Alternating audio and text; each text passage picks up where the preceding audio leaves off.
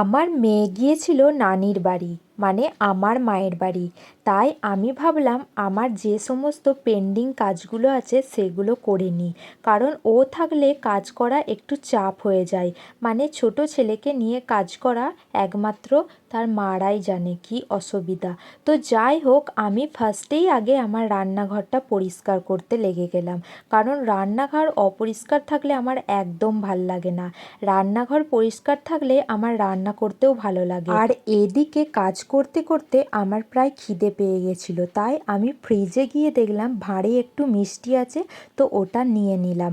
আর দেখো, ফ্রিজটাও বেশ অনেকটাই ময়লা হয়েছে, তাই আমি ফ্রিজের ভেতর বাইরে দুটোই পরিষ্কার করে দিলাম।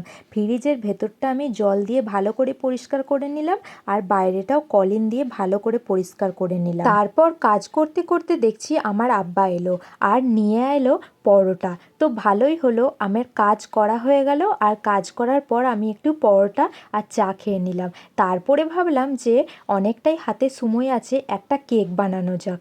আসলে কেক বানাতে তো অনেক টাইম লাগে, যেহেতু আমার মেয়ে ছিল না, তাই আমার কাজ করার শেষে একটা কেকও বানিয়ে ফেললাম।